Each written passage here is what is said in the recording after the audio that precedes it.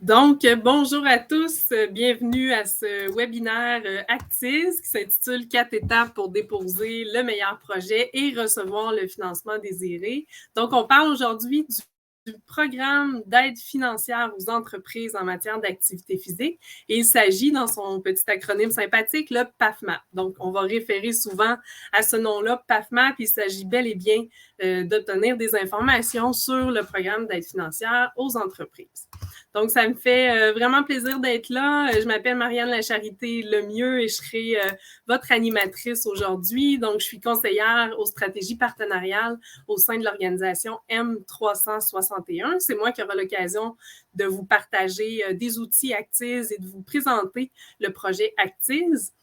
J'aurai la chance d'être accompagnée de Jean-François Beauchamp, qui est vraiment là, notre expert kinésiologue aujourd'hui. Jean-François va nous présenter une foule de trucs, une foule d'astuces pour vraiment là, bien implanter un programme d'activité physique de manière efficace, de manière structurante en entreprise. Il va vous donner vraiment des trucs de pro. Donc, Jean-François, merci d'être là. Bienvenue. Bonjour à tous, ça fait plaisir. Et puisqu'on parle évidemment du PAFMAP, du programme d'aide financière, qui de mieux placé qu'Alain Bergeron du ministère de l'Éducation du Québec pour nous en parler. Donc, il est conseiller en promotion de l'activité physique, Alain, et c'est vraiment lui qui va nous parler là, de nous démystifier tout ce qui est admissibilité, procédure pour soumettre des projets, les objectifs du PAFMAP également. Donc, Alain Bergeron, merci d'être là, bienvenue. Bonjour à tous. Et donc, nous tenons à vous remercier pour les questions que vous nous avez fait parvenir lors de votre inscription. On s'en est d'ailleurs servi de ces questions-là pour construire un webinaire vraiment là, pour répondre à vos préoccupations.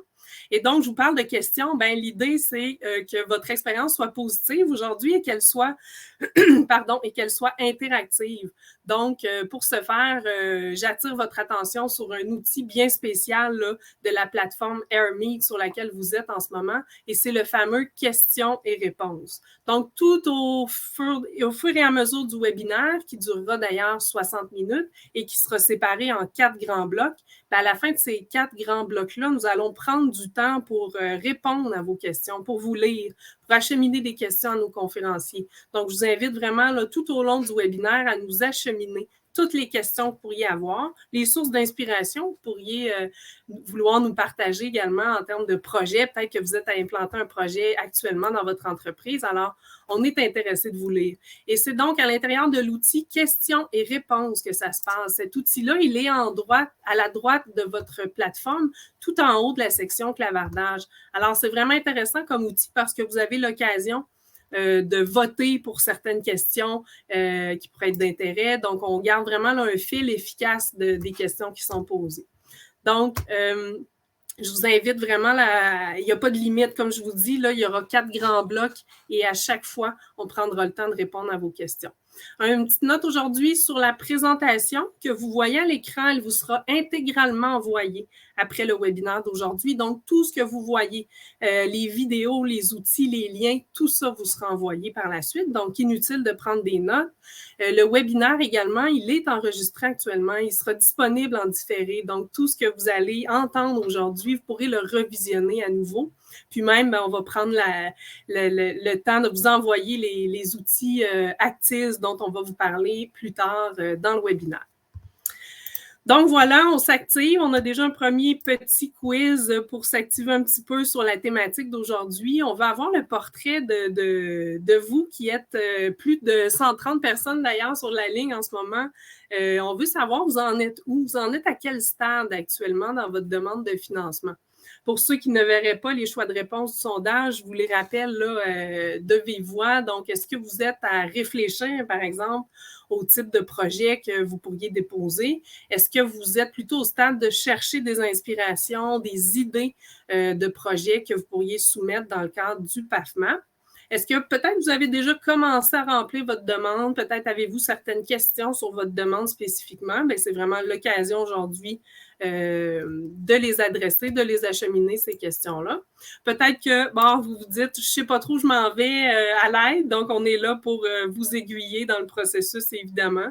Et Donc, vous pourriez aussi être au stade de presque terminer une demande. Vous pourriez peut-être vouloir vous valider. Alors, une série d'outils qui sont là également pour vous aider dans votre demande de financement. Et vous pourriez aussi, je sais qu'il y a des kinésiologues qui nous écoutent, pourriez accompagner des entreprises dans le processus de développement de projet et de dépôt d'une demande de financement. Donc, si c'est le cas, on vous invite à répondre en conséquence. Donc, où êtes-vous situé, là? À quel stade êtes-vous rapidement? Si vous pouvez répondre directement, je vois là que mon équipe m'indique qu'il y a peut-être un bug avec le sondage, mais si vous avez le goût de nous répondre dans le clavardage ou dans le questions et réponses sur un des stades là, qui vous interpelle le plus, vous pouvez nous faire part de où vous en êtes dans votre demande de financement. Nous, ça va nous permettre de mettre l'emphase sur la bonne information dans le webinaire d'aujourd'hui. Je tiens à attirer votre attention sur un projet que vous pourriez avoir soumis déjà, mais pour lequel vous auriez reçu un refus. Donc, si c'est votre cas actuellement, puis vous souhaiteriez avoir une réponse très précisément sur la raison du refus, eh bien, on vous invite à acheminer votre question précise sur votre projet à l'adresse courriel du programme directement. Donc, mon équipe, je crois que c'est Vanessa qui va vous placer l'adresse du programme. N'hésitez pas à communiquer directement avec le ministère de l'Éducation du Québec pour vraiment poser la question sur votre projet spécifique et comprendre pourquoi il a été refusé. Donc, voilà. Je vous parle d'Actiz depuis le tout début. Eh bien, il faut comprendre qu'Actiz, c'est un projet qui soutient les entreprises de A à Z pour vraiment là, implanter l'activité physique en milieu de travail. Donc, par une petite vidéo très courte, je vous laisse prendre connaissance de ce beau projet qui est Actiz.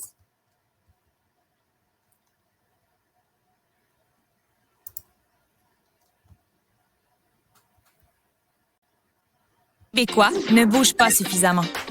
Au Québec, seuls 4 adultes sur 10 ont un niveau d'activité physique hebdomadaire suffisant pour en tirer des bienfaits.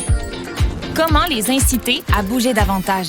Les rejoindre à l'endroit où ils passent une grande partie de leur temps, au travail.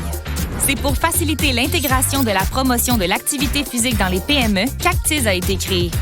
Actiz s'adresse aux dirigeants et dirigeantes, gestionnaires, employés, responsables en ressources humaines qui ont à cœur le bien-être de leur personnel.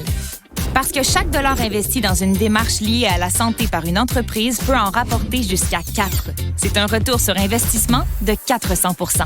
Actiz aide aussi les PME à bénéficier des nombreux avantages de l'activité physique en entreprise, comme combattre le stress, favoriser la rétention d'employés, développer l'esprit d'équipe, augmenter la productivité et contrer l'absentéisme. Comment?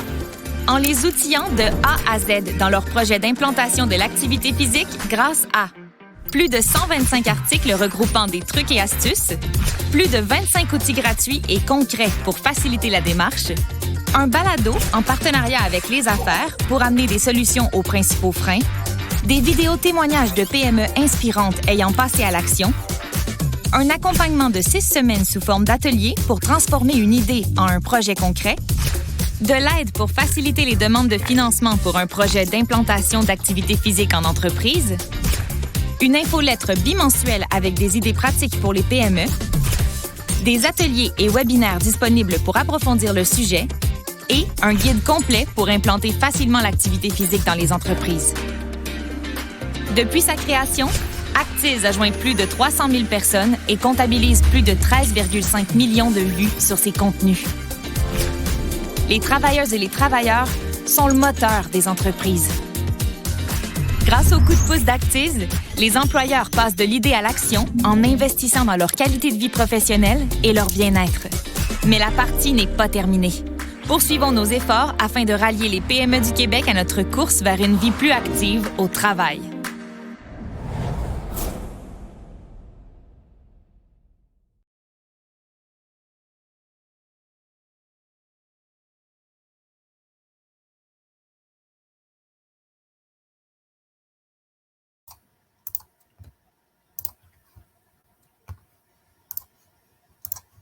Donc, voilà, quelle vidéo inspirante intégrante, n'est-ce pas? Donc, vous aurez compris, Actiz, c'est un programme, Actiz, c'est un projet, d'accord, qui fait la promotion du programme PAFMAP.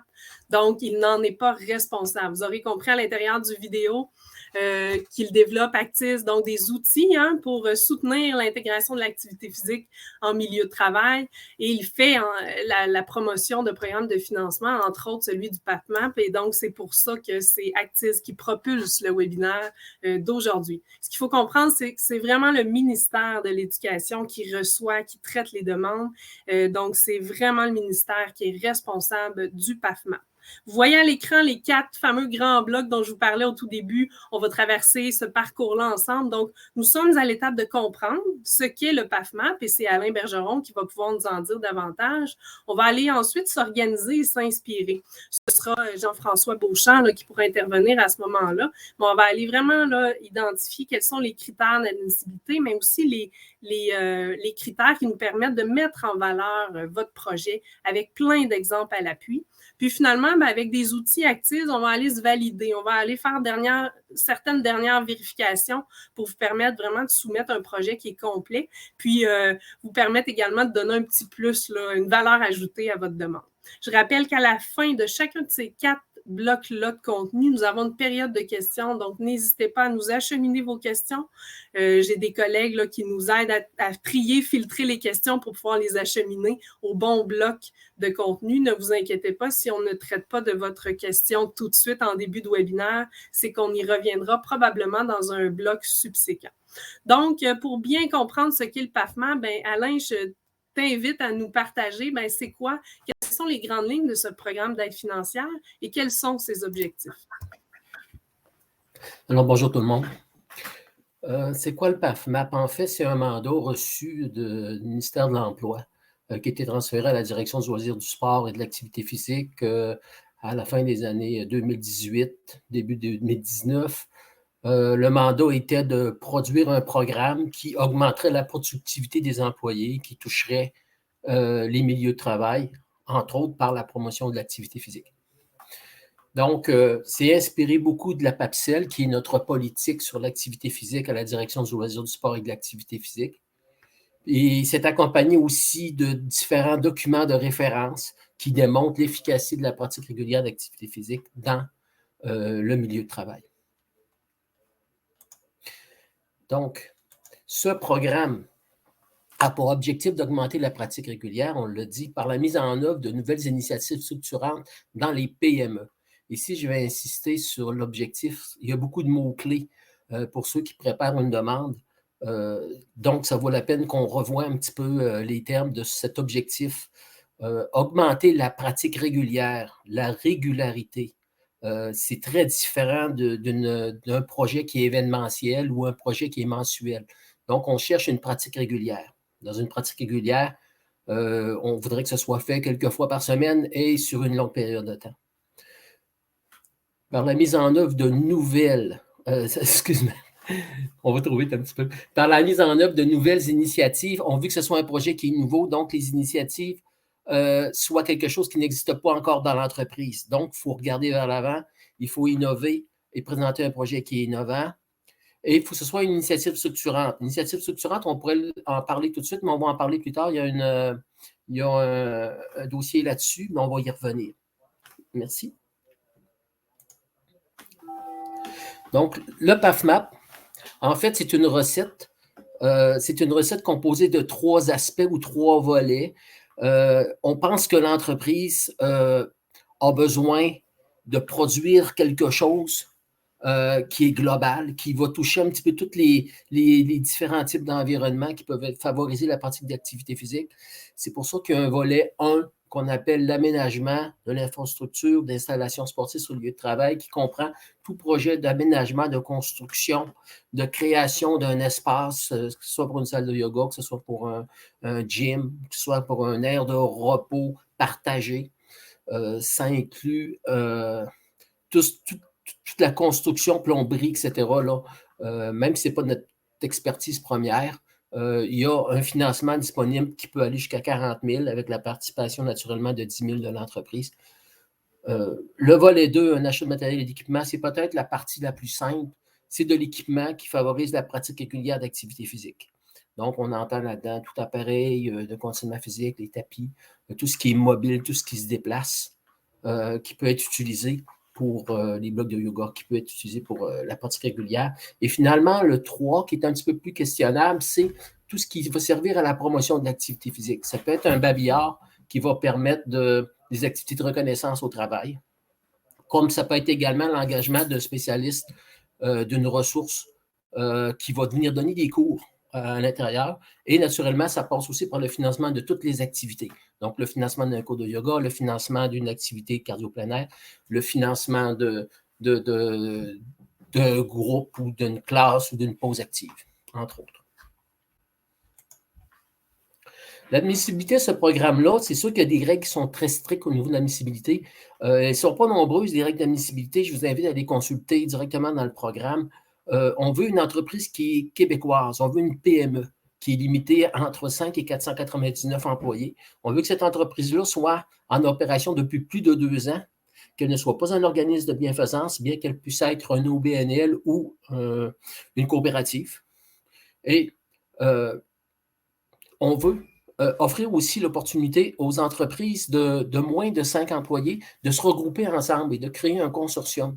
À ce moment-là, plusieurs entreprises qui, ensemble, peuvent répondre aux critères d'admissibilité de plus de 5 employés, à ce moment-là, pourraient produire une demande. Qu'est-ce qui est important de garder en tête globalement pour le programme? C'est que la qualité de la demande est importante, la qualité de la présentation du projet, la qualité de l'information à l'intérieur de la demande. Le soutien financier n'est pas garanti. Le programme prend la forme d'un concours. Donc, on fait la demande en mettant le meilleur de soi à l'intérieur de la demande, en essayant de démontrer comment nos employés vont bien bouger au cours de la prochaine année grâce à l'aide financière. Mais par contre, le soutien financier n'est pas assuré. On comprend que c'est une seule demande par année. Il faut comprendre qu'il y a près de 250 000 entreprises au Québec. On ne serait pas capable de soutenir autant de projets. Donc, il faut quelque part limiter le nombre de demandes. Un projet peut être construit à partir de plusieurs volets. Donc, l'entreprise produit sa propre recette. Un petit peu de volet 1, un petit peu de volet 2, un petit peu de volet 3. Elle fait une approche, un projet global avec les 3 volets. L'aide financière maximale, c'est 40 000. Je vous le redis, c'est 40 000. Demandez-moi pas 60. On envoie des projets comme ça. C'est 40 000 l'aide maximale, mais c'est un projet conjoint. Donc, nous, c'est 80 % l'entreprise. Vous, c'est 20 %. Donc, si on dit que notre part à nous, c'est 40, votre projet doit être de 50 000 pour qu'on puisse sortir 40 000. Et par volet, ce n'est pas la même limite. Donc, pour la construction, l'aménagement du volet 1, c'est 40 000. Pour l'achat d'équipement, c'est limité à 20 000. Et pour l'achat d'un service ou d'un professionnel au volet 3, à ce moment-là, on parle également de 20 000. Ce qui veut dire que votre projet du volet 2 ou du volet 3 peut être de 25 000, considérant que 5 000 est la part de l'entreprise. On est allé sur ça. Le projet doit être réalisé au plus tard le 15 mars 2023. Écoutez, les dates de ce programme-là sont inscrites depuis 2019. Par contre, le délai d'analyse étant ce qu'il est, parfois ces dates-là sont, je dirais, modifiées ou un délai est habituellement accordé parce qu'il est très difficile de réaliser ce type de projet-là avec seulement quelques mois. Donc, habituellement, le ministère donne entre 6 et 8 mois pour réaliser ce type de projet-là. Donc, ces dates-là qui sont inscrites dans la documentation, elles sont relativement flexibles.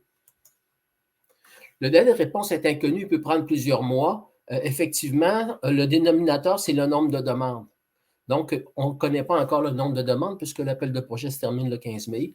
Quand on va recevoir le nombre de demandes, on va être capable de voir comment le délai de réponse, comment ça va se passer cette année. L'année passée, ça a pris 11 mois.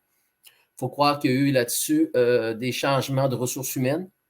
Il y a eu un paquet de choses. Imaginez tout ce qui peut arriver. C'est arrivé l'année passée.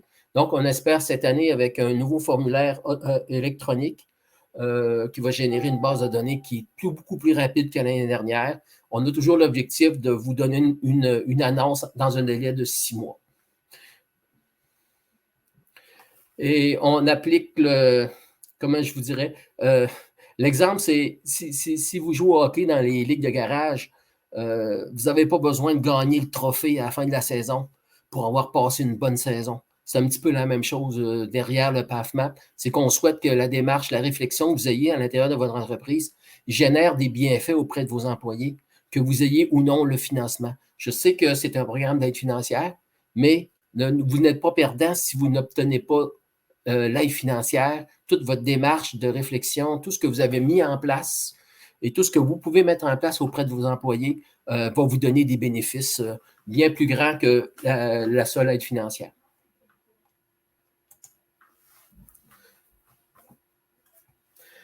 À retenir pour l'admissibilité, le projet est la couleur de l'entreprise et de ses dirigeants. C'est important de comprendre que le programme n'est pas quelque chose qui est canné, qui est tout défini, où on essaie où on compare votre projet avec notre modèle type. C'est pas tout à fait ça. C'est plus de bien nous décrire vos particularités d'entreprise, de bien décrire vos employés et de nous proposer une solution qui est votre couleur, votre adaptation en fonction de la connaissance que vous avez du problème. Donc, il existe un paquet de projets qui sont tous différents et la solution d'une entreprise n'est pas nécessairement la solution de l'entreprise d'à côté. Donc, c'est important de ne pas penser qu'il y a un modèle unique de projet qui est finançable, mais qu'il y a un paquet de modèles de projets qui sont finançables. Donc, on l'a dit tout à l'heure, le projet est une nouvelle initiative qui n'est pas un projet déjà financé. Si vous avez déjà des cours yoga, ne nous demandez pas de financer le yoga dans votre demande d'aide financière. Allez-y sur les choses qui sont nouvelles. Le projet cible l'ensemble des employés, favorablement ceux qui ont des comportements sédentaires, inactifs ou peu actifs. C'est un point bonus que de dire que vous avez chez vous des athlètes, vous avez des gens qui sont très motivés, vous avez des gens qui sont des leaders dans votre entreprise, puis qui engagent, puis qui mobilisent les autres employés.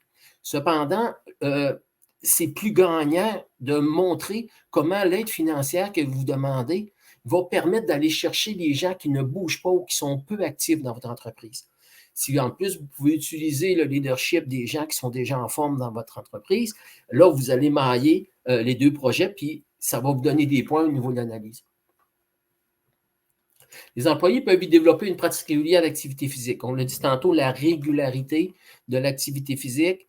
Il y a une différence entre la régularité et un calendrier mensuel où il y a une activité par mois. C'est difficile de générer une pratique régulière avec une activité par mois. C'est difficile d'analyser ça puis de voir comment ce projet-là il est efficace puis avoir un impact sur les employés. Donc, s'il peut y avoir un calendrier échelonné différemment, ce serait profitable parce que nous, ce qu'on va regarder en bout de ligne, c'est est-ce que l'employé s'engage dans une pratique régulière d'activité physique grâce à toutes les mesures que, comme entreprise, j'ai mis en place. Et le dernier point, l'entreprise propose des mesures pour assurer la mobilisation des troupes toute l'année. L'engagement, la motivation sont les facteurs clés de ce programme parce que l'aide financière se veut un investissement dans l'entreprise.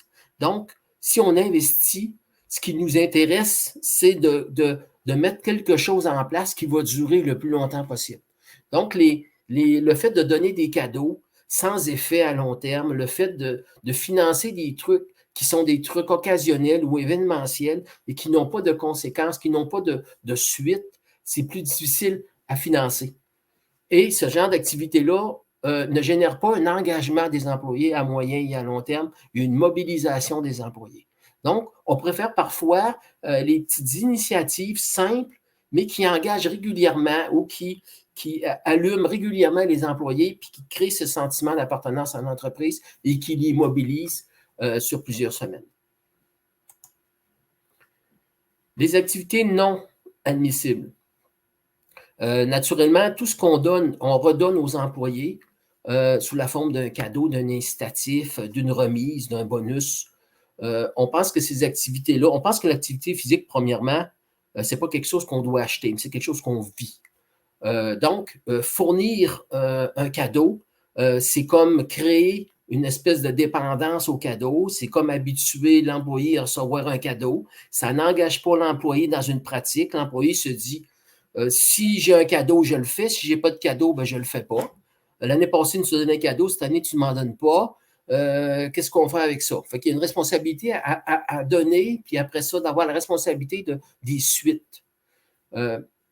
Les items, les équipements de pratique individuelle. La mesure se veut une mesure pour l'entreprise. Donc, je dirais, tout simplement, ce qu'on veut, c'est un menu de type buffet.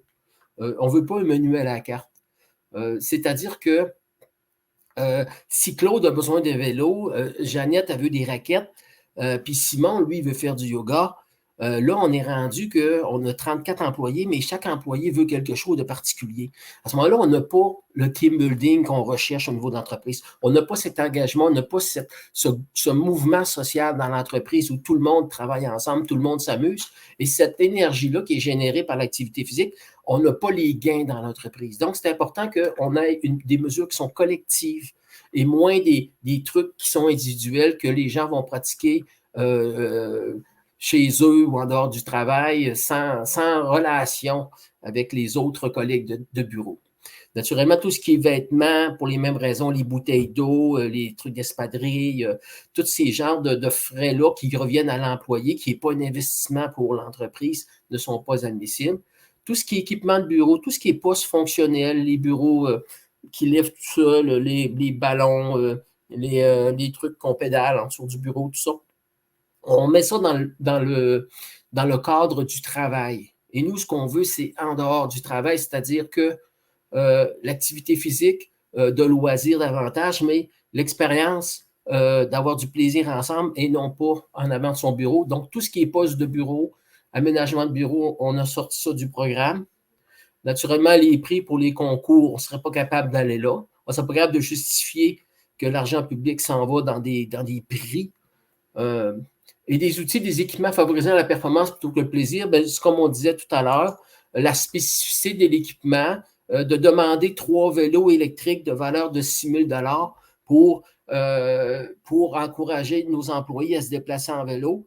Il y a un enjeu là, de critères de pertinence par rapport au budget, toujours en pensant qu'on travaille avec l'argent du public. Donc, il y a des enjeux là de diminuer la qualité de votre projet pour des critères comme ça. Donc, c'est important que le choix de vos équipements, le choix de vos activités soit quelque chose qui soit raisonnable, qui est pertinent et cohérent avec vos besoins. On revient à la définition d'une initiative structurante. Qu'est-ce qu'on veut dire par une initiative structurante? En fait, il faut le prendre au sens assez simple, c'est qu'il y a de la structure, qu'il y a quelque chose qui reste dans l'entreprise, qui laisse sa marque dans l'entreprise. Donc, c'est adapté à la réalité, à la culture de l'entreprise. Donc, qui respecte ses couleurs et qui facilite l'engagement individuel et collectif des employés. C'est mobilisant, c'est rassembleur, ça permet des retombées bénéfiques pour l'ensemble du personnel. C'est structurant quand ça permet la qualité de l'expérience, le plaisir, l'envie de recommencer. Et ça a le potentiel de se poursuivre et d'évoluer dans le temps pour s'intégrer dans les pratiques, le fonctionnement ou la culture de l'entreprise. En fait, c'est structurant quand ça devient intégré dans l'entreprise. Ce n'est pas la différence entre une intégration dans l'entreprise et le projet d'un comité social ou d'un comité de loisirs d'entreprise est très différent. Donc, il faut voir que tout le monde est au courant, tout le monde participe. C'est ça une intégration d'une activité structurante. Ce que ce n'est pas, ben, ce sont des activités qui ne favorisent pas la pérennité, donc une poursuite, une mobilisation des troupes à long terme, des trucs qui sont occasionnels, des dépenses qui sont à court terme, qui peuvent être des activités de loisirs, qui peuvent être des activités très amusantes et très intéressantes. Par contre, c'est des activités événementielles et on n'a pas notre régularité de pratique et on n'a pas l'engagement et la motivation des employés sur le long terme avec une activité de style tout le monde, on se rassemble au centre de ski en fin de semaine, puis c'est tout payé par la compagnie. Donc, c'est très différent. pour générer un engagement et possiblement des habitudes. L'activité physique doit être reproduite plusieurs fois par semaine, ce qu'on vient de dire. Le projet structurant serait plutôt de soutenir pendant plusieurs semaines la période de préparation à un événement sportif. On se fait beaucoup poser la question, est-ce que, exemple, le défi des entreprises qui s'en vient bientôt est une activité financée? Oui, s'il y a une démarche avant, c'est être capable de démontrer dans votre formulaire de demande qu'il y a une préparation qui dure plusieurs semaines et qui est très engageante et très mobilisante pour les employés. À ce moment-là, le tout qui se termine par des inscriptions peut être un projet qui tient la route au niveau du financement.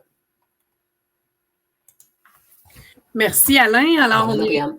Merci beaucoup, c'était très clair et ça a suscité donc plusieurs questions. Je pense qu'on peut prendre le temps de répondre, en tout cas au moins à 2 questions. On va aller rondement parce que on a d'autres sections très, très intéressantes qui vont pouvoir y répondre.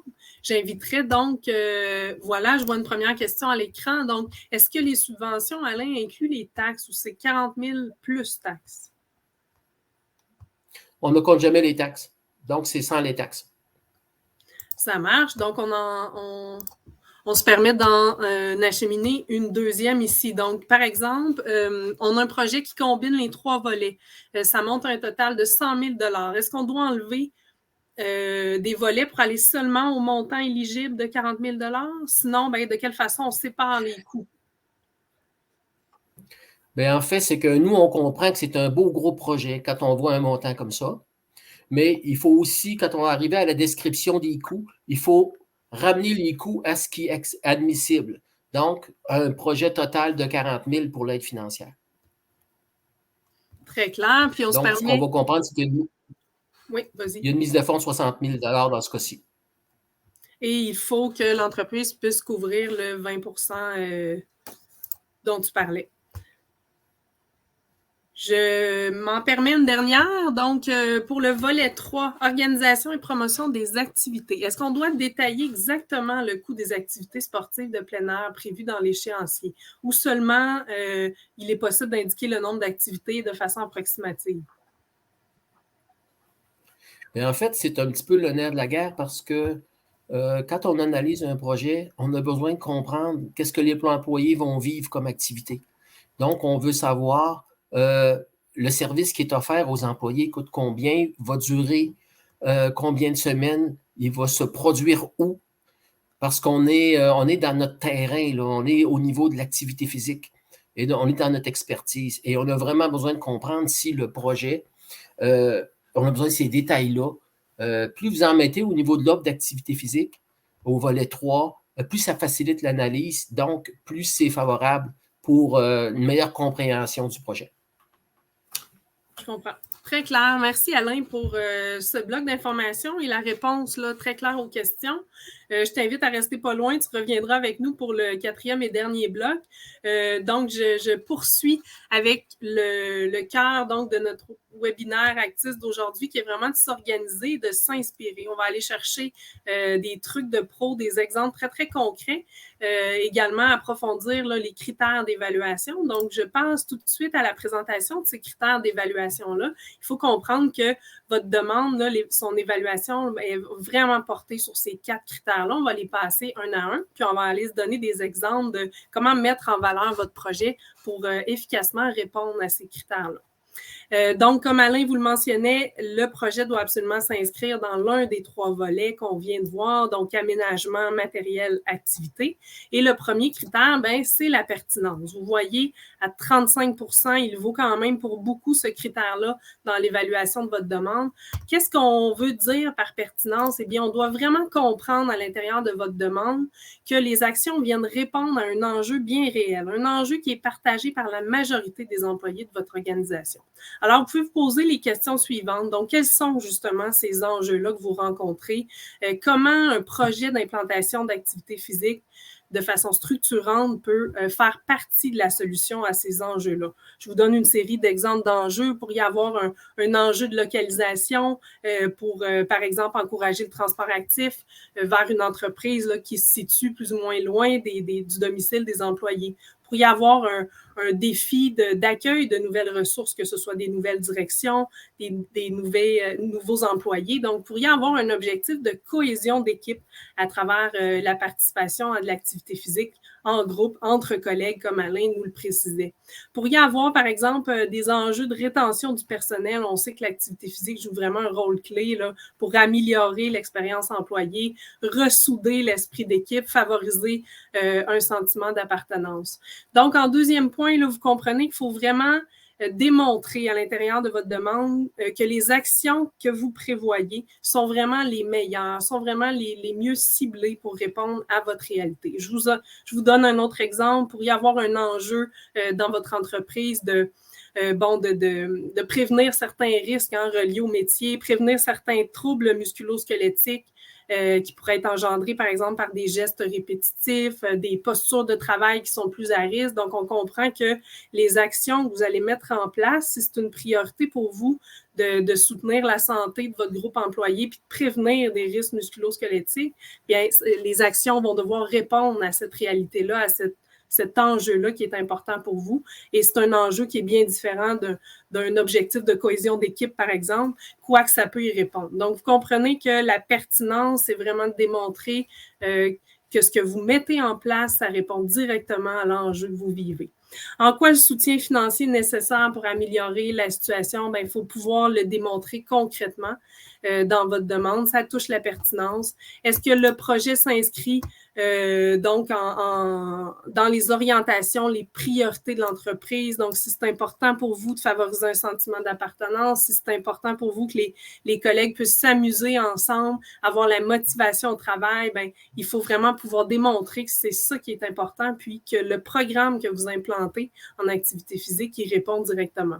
Et finalement, ben, en quoi c'est rassembleur, en quoi il y aura un effet bénéfique sur le plus grand nombre. On verra le critère tout à l'heure de portée qui touche un peu à cet aspect-là, mais ce qui est important de comprendre, même dans le critère pertinence, c'est qu'on veut toucher le plus grand nombre possible d'employés. Évidemment, c'est important lorsque vous allez cibler un enjeu, un défi que vous vivez dans votre réalité, ben, d'aller chercher l'enjeu ou le défi qui touche là, la majorité de vos employés pour faire en sorte que la solution que vous allez implanter bien, puisse bénéficier là, justement le plus grand nombre. Donc, en termes de pertinence, en termes d'identification des enjeux, puis d'identification surtout des actions à prendre, bien, le kinésiologue est vraiment le mieux placé pour vous soutenir dans cette implantation-là et dans l'identification des mesures les plus porteuses pour vous et votre entreprise. Et là-dessus, bien, Jean-François, tu as une foule de trucs pour nous pour vraiment là, bien asseoir la pertinence de vos projets. Oui, tout à fait, Marianne.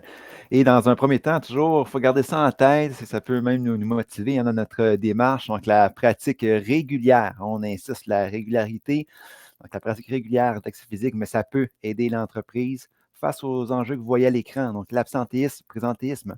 On sait qu'un employé qui est physiquement actif, mais il s'absente moins fréquemment, moins longtemps qu'un collègue qui est inactif et aussi plus productif. On parle de 9 de plus de productivité.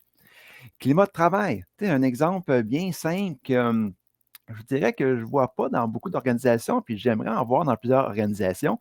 C'est par exemple une pause active. Alain a glissé un petit mot tantôt. Une pause active de type échauffement, étirement, ça peut être un 5, 7, 10 minutes, virtuel ou présentiel.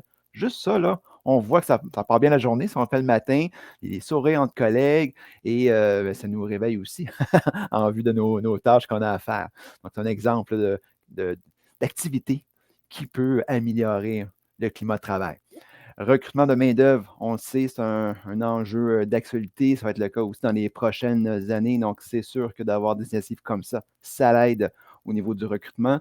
Rétention du personnel, Marianne a parlé. L'image de l'entreprise pour faire rayonner l'entreprise, mais autant à l'interne, mais aussi à l'externe.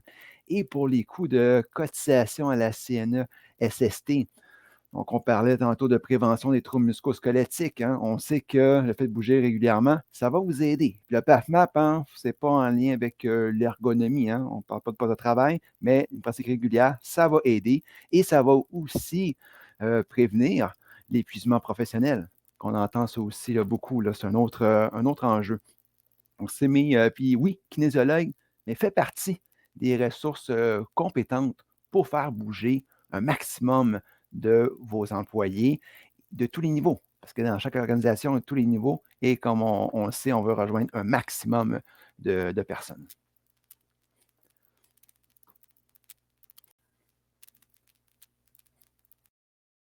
Merci Jean-François. Tu restes pas loin parce que je te redonne la parole dans quelques secondes. Pour passer rapidement sur l'efficience, parce que je trouve tes exemples fort intéressants. Tu parlais de ressources là, à l'instant, donc d'inclure évidemment les bonnes personnes au sein de votre organisation, mais également des kinésiologues qui peuvent vous appuyer. On parle d'efficience quand on parle de ressources, donc d'utilisation efficiente des ressources. Donc, je vous donne une série là, donc, de questions que vous pourriez vous poser pour bien démontrer l'efficience de votre projet et on remarque là, que c'est tout presque égal à la pertinence, donc à 30 %. Donc, c'est vraiment un critère qui est important. Quels sont les facteurs qui facilitent ou qui nuisent la pratique régulière? Hein? On ne mettra jamais assez l'accent sur régulière d'activité physique dans votre entreprise. Comment votre projet peut diminuer les freins à la pratique? Donc, c'est bien important de les connaître, hein, ces freins-là à la pratique. D'entrée de jeu, connaître les sources de motivation, c'est souvent une bonne première étape. Comment allez-vous faire connaître le projet et impliquer les employés? Notamment, là, avec l'expérience, on se rend compte que l'implication de la direction, c'est vraiment particulièrement crucial pour l'engagement du plus grand nombre. Comment vous, vos partenaires, allez-vous utiliser les ressources de façon judicieuse? Et finalement, est-ce que votre budget, votre plan de réalisation sont réalistes et concordent avec les ressources mentionnées? Donc, encore une fois, réunir les expertises nécessaires dans l'implantation, ça inclut le kinésiologue là, qui est vraiment le mieux placé. Là-dessus, je te redonne, Jean-François, qui est kinésiologue, la parole pour d'autres trucs de pro sur l'efficience. Donc, le premier truc, c'est l'engagement de la direction. Ça part de là. Très important. Ça facilite tellement les choses. Donc, c'est le numéro 1. Par la suite, création d'un comité de santé mieux-être qui est représentatif. Il ne faut pas des gens là, uniquement là, du bureau. Là. Si vous avez, bureau, usine, ça prend un bon mélange. Donc, très important. Et n'hésitez pas aussi à aller chercher une ressource externe qui pourrait compléter là, votre comité. Donc, très important aussi, puis ça peut être payant également dans votre demande dans le cadre du PAFMAP. Collecte de données sous forme de sondage pour justement quel type d'activité que les employés voudraient faire pour essayer d'en savoir un petit peu plus. Donc, ça aussi, on veut le faire, je vous dirais, là, oui, dans le cadre du PAFMAP, ça va vous inspirer. Et par la suite, mais évidemment, il va y avoir d'autres sondages. Ça peut être sondage, mais des fois, selon la taille de l'entreprise, ça peut être lors d'une rencontre d'équipe là, pour les plus petites organisations. Une fois qu'on a fait une bonne collecte de données, plan de mise en œuvre, donc planification de nos activités et qu'est-ce qui est important aussi de faire, le dernier point, une évaluation périodique des activités. Pas seulement attendre à la fin de l'année pour voir, pour évaluer comment ça a été, pour demander du feedback de la part des employés, mais après chaque activité, demandez, il y a toujours moyen de se réajuster. Si vous organisez une session de 10 semaines, mais à mi-chemin, après les 2-3 premières séances, essayez de demander le feedback là, des participants, puis comme ça, mais s'il y a un ajustement à faire, c'est pouvoir le faire et la session va bien se poursuivre. Et aussi, ça va permettre qu'il y ait un maximum d'employés aussi qui persévèrent et qui continuent leur session de 10 semaines ou une autre durée. Donc, très important d'évaluer les activités et aussi demander du feedback aux personnes qui ont abandonné en cours de route. Donc, ça, c'est vraiment les étapes pour s'assurer de la réussite de notre projet. Et c'est ça qu'on veut dans tout projet, toute l'énergie qu'on met, on veut que ça réussisse. Et oui, il y a un exemple aussi, une vidéo, l'exemple de celui, c'est Marianne. OK, je ne sais pas si on passe. Effectivement, les gens auront l'occasion là, de consulter le vidéo sans problème. Donc, je passe à la portée, notre troisième critère. Quand on parle de portée, bien évidemment, on veut aller chercher le maximum de personnes. C'est ce qu'on entend par portée. Donc, à 25 %, c'est quand même important de le considérer aussi, ce critère-là. Donc, quelles sont les retombées souhaitées de votre projet? On parlait de la pertinence tout à l'heure. Doit bien prendre compte que les actions doivent avoir des retombées et répondre donc aux enjeux que vous vivez concrètement. Est-ce qu'il a le potentiel de se poursuivre dans le temps plus d'1 an auprès d'un maximum de personnes? Donc, c'est vraiment là, on veut cibler les gens qui sont actifs, mais surtout les gens qui sont pas encore actifs. Donc, favorablement, on veut avantager ceux qui ont des comportements sédentaires. On veut que l'initiative soit structurante pour ces gens-là et on veut leur permettre de développer là, vraiment une expérience positive dans le plaisir, qu'ils aient envie de recommencer, s'initier avec collaborer avec des collègues qui sont un peu plus actifs pour avoir des trucs justement pour poursuivre une habitude active. Donc, c'est vraiment la clé ici, c'est l'habitude qu'il faut essayer d'implanter. Est-ce que votre projet se démarque et propose de nouvelles avenues? Alors, Alain en a parlé. On parle de votre projet doit avoir un côté novateur. Donc, on veut que votre projet soit nouveau. On ne finance pas de l'existant. Donc, vraiment, là, ça doit être novateur et nouveauté qui s'ajoutent. Est-ce qu'on tient compte d'au moins un principe du développement durable? Les principes que je vous rappelle, donc rapidement, santé, qualité de vie, efficacité économique, participation et engagement et accès au savoir. Est-ce que le projet, finalement, permet à tous de participer, d'en retirer les bienfaits équivalents? Là, vous comprendrez que c'est vraiment, là, lorsqu'on parle de portée, c'est vraiment ce qu'on vise. On veut avoir un potentiel auprès d'un maximum de personnes. Et là-dessus, Jean-François, je te relaisse la parole pour nous donner une foule d'exemples sur la portée.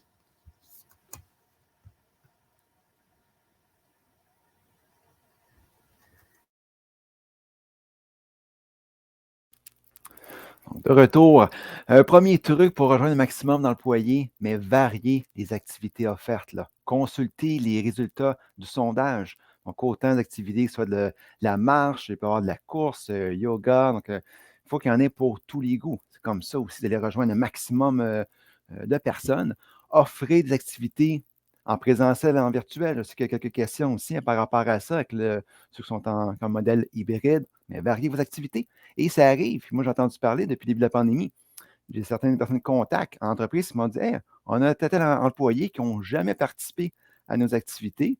Et là, ils ont en présentiel, en virtuel, ils participent, donc ils sont bien contents. Puis, est-ce qu'il y en a qui disent des fois, mais là, je peux vraiment y aller à mon rythme.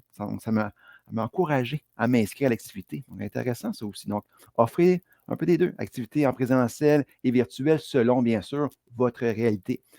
Et, dernier point, très important, offrir de l'encadrement aux personnes qui débutent l'activité physique. On en parle depuis le début, c'est pas pour rien, c'est eux qu'on va aller chercher. C'est plus payant aussi dans votre demande. Et ils ont besoin d'encadrement.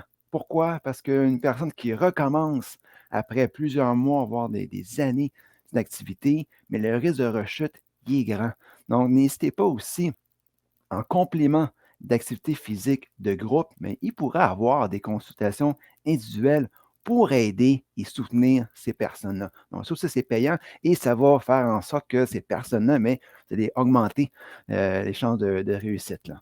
Donc, ça, c'est mon dernier conseil pour ce volet-là.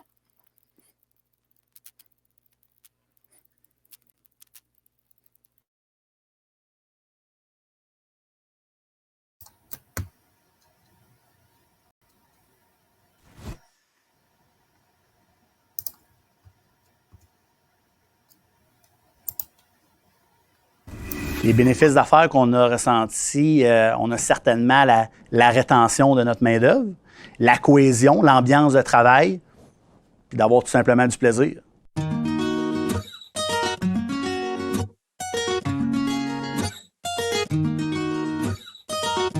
Tout a commencé, en fait, quand on a eu une discussion, les employés, les associés ensemble, qu'on s'est questionné à savoir qu'est-ce qu'on voulait dans la nouvelle bâtisse. Puis le gym a vraiment été l'élément qu'on voulait tous avoir.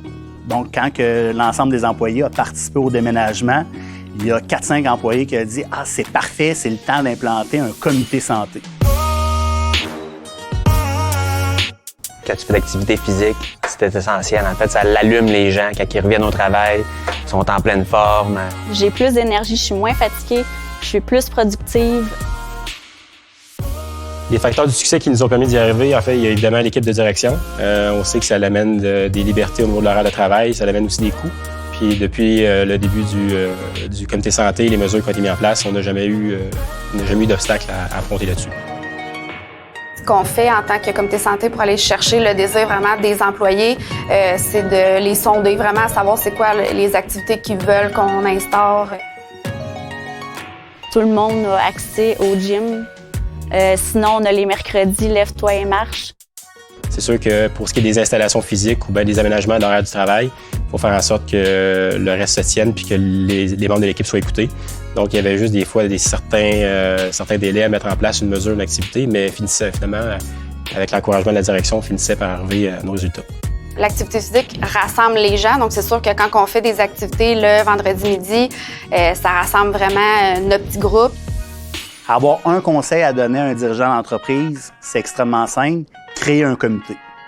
Aller chercher les leaders dans ton organisation pour former ce comité-là. Après ça, le tour est joué, t'es parti.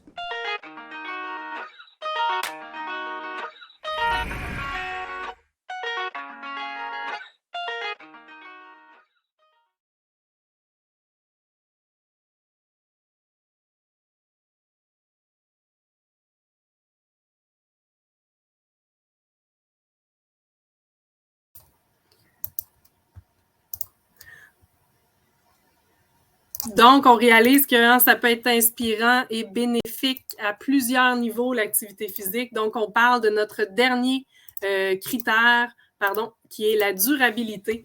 Est-ce que votre projet se réalise, par exemple, grâce à des partenariats ou des collaborations avec des membres de votre communauté? On aura plus de chances à ce moment-là, si on tisse des liens avec la communauté, d'atteindre une durabilité de projet qui est beaucoup plus importante. Donc, c'est important dans votre demande là, de détailler cet élément-là de durabilité, de pérennité. Que restera-t-il de votre projet une fois que l'aide financière va être terminée? Donc, on parle d'initiatives structurantes depuis le début, donc c'est vraiment ça. On veut pouvoir comprendre à l'intérieur de votre demande que votre projet, il y a le potentiel de se poursuivre, il y a le potentiel d'évoluer dans le temps, s'intégrer dans les pratiques de l'entreprise, s'intégrer dans la culture de l'entreprise. Par exemple, à l'intérieur d'une politique de santé mieux-être pour lequel il y a un comité qui existe et qui suit l'évolution des pratiques, ça, c'est vraiment très gagnant. On s'assure que c'est implanté, que ça va évoluer et qu'il y aura une poursuite post-financement. Et finalement, comment envisagez-vous l'intégration à long terme des activités dans les pratiques, le fonctionnement de votre entreprise? Ça revient à ce que je viens de vous mentionner. Je laisse Jean-François nous donner d'autres trucs pour assurer une grande durabilité de votre projet.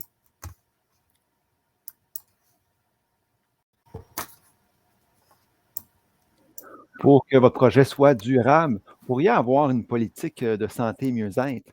Et si vous vous demandez à quoi que ça ressemble, mais n'hésitez pas, là, juste dans Google, vous pouvez taper politique santé mieux-être, entreprise en santé. Vous allez voir quelques exemples d'organisations qui ont mis ça en place. Donc, ça démontre là, un bel engagement au niveau de l'organisation ainsi que leurs objectifs. Comité santé représentatif, j'en ai parlé tantôt, j'en reparle. Très important parce que je le vois aussi là, que ce n'est pas toujours le cas. Des fois, on a des personnes ressources. Et tantôt, je parlais, oui, d'aller chercher plusieurs départements, mais aussi, on ne veut pas juste des gens là, en très bonne condition physique, des gens qui sont physiquement là, actifs. Ça prend aussi des personnes qui ne sont pas inactifs. Okay? Donc, ça aussi, gardez ça en tête. Au besoin, pour avoir une contribution financière de l'employé une fois l'aide financière terminée, travail d'équipe avec le kinésiologue, autant pour animer, bien sûr, les activités, mais ça peut être aussi comme ressource externe. Et ça aussi, je vous dirais, c'est payant dans votre demande. Ajout du kinésiologue dans les assurances collectives, entre autres, une fois que l'aide financière sera terminée, vous pouvez faire une demande par rapport à ça à votre assureur. Et une flexibilité au niveau de l'horaire. Qu'est-ce qu'il y a? J'ai un exemple concret. Là. Essayez autant que possible que vos rencontres d'équipe ne soient pas là, au tout début de l'après-midi à 13h si vous souhaitez là, avoir une bonne participation pour des activités sur l'heure du lunch. Parce que des fois, ça peut être un frein. OK, j'ai un entraînement plus une rencontre. Finalement, je n'irai pas m'entraîner, je n'aurai pas le temps. Donc, flexibilité au niveau de la race, ça peut être un exemple par rapport à ça pour que votre projet soit durable. Et c'est ce qu'on veut. Hein. Autant pour chaque entreprise, évidemment, mais comme on dit depuis tantôt, dans chaque organisation, on veut aller chercher les personnes qui sont inactives et on veut qu'elles créent l'habitude de bouger régulièrement, pas juste pendant 2 mois, mais pour le restant de leur jour.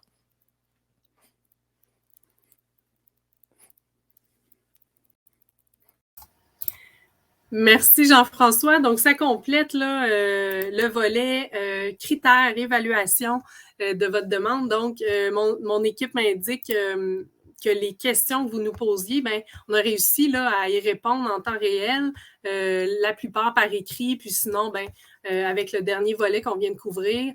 Donc, il ne me reste plus qu'à aborder la dernière section avec vous, qui est bien de se valider, hein, de faire quelques dernières vérifications en vrac avant de soumettre le projet.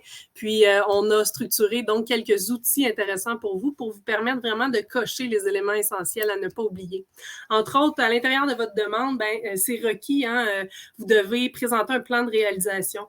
Et Actiz, il vous en fournit un gabarit, un plan de réalisation. Donc, on va vous placer le lien pour le téléchargement de cet outil-là. Mais c'est vraiment un outil fort intéressant pour apprécier donc l'ensemble des tâches qui sont à prévoir, leurs retombées, quelles activités dans le temps se déclinent et vraiment là, de pouvoir bien évaluer le réalisme en matière d'échéancier de ressources.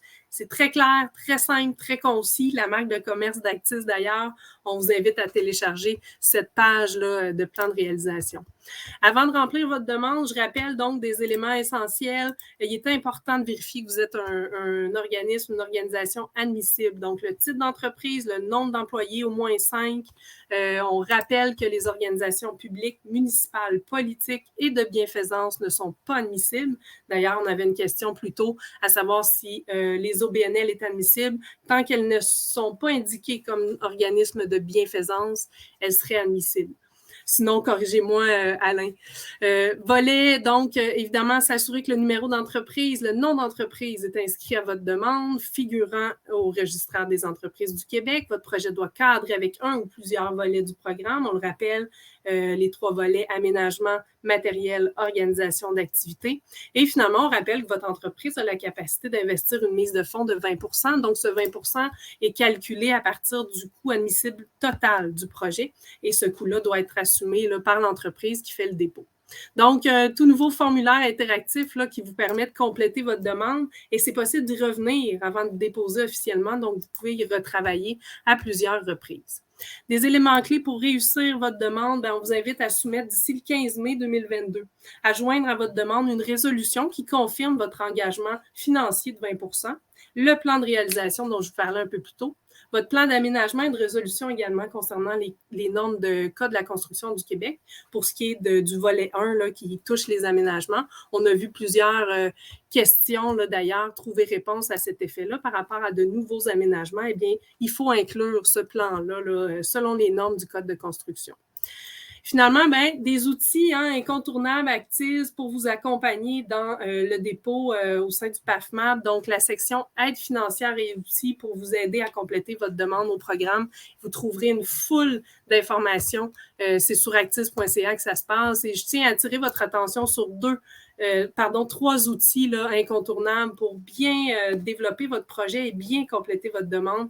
Et le premier, c'est le guide 101 qui indique vraiment tout le nécessaire à inclure dans votre projet et vraiment les incontournables sur lesquels on a appuyé aujourd'hui dans le webinaire. La liste à cocher, donc être sûr de ne pas oublier d'inclure certains éléments essentiels pour que votre dossier soit complet. Et finalement, le plan de réalisation que j'ai survolé brièvement. J'en rajoute un 4e, mais si vous avez essuyé un refus, c'est-à-dire que si votre projet n'a pas été accepté, vous pouvez toujours resoumettre. Et il y a un outil très intéressant qu'Actiz a développé. C'est un outil d'auto-évaluation pour comprendre la décision d'un refus au PAFMAP. Nous allons vous placer ce lien-là également à la suite du webinaire pour que vous puissiez y avoir accès. Donc, on se rend compte ensemble, en terminant, le mot de la fin, bien, c'est que l'activité physique, c'est vraiment une solution à multiples bénéfices. Je vous invite à profiter de cette occasion-là intéressante pour les organisations de vraiment développer des solutions qui sont simples, accessibles et rassembleuses, qui impliquent vos équipes, qui répondent à des enjeux concrets que vos équipes peuvent vivre. Puis on l'a vu à l'intérieur des exemples de Jean-François, mais également du propos d'Alain, que vraiment, là, on peut trouver des solutions à de multiples enjeux vécus en entreprise, et ça, c'est grâce à l'activité physique. Donc, pour tous les trucs, davantage de trucs et astuces, c'est sur actiz.ca que ça se passe. On vous y convie. Et suivez-nous, bien sûr. Nous sommes très actifs sur les plateformes Facebook, LinkedIn également. Et je vous invite à vous y abonner. Donc, je vous remercie à tous. Vous avez été donc très interactifs. Vous nous avez partagé vos questions, vos inspirations. Je tiens à vous remercier chaleureusement. Je tiens également à remercier Jean-François Beauchamp, notre kinésiologue expert, pour tous ces bons trucs et astuces. Et bien sûr, non le moindre, M. Alain Bergeron du ministère de l'Éducation. Alors à tous, encore une fois, merci. Je vous convie à notre prochain rendez-vous Actis et je vous souhaite à tous un bon dépôt de projet. Bonjour tout le monde.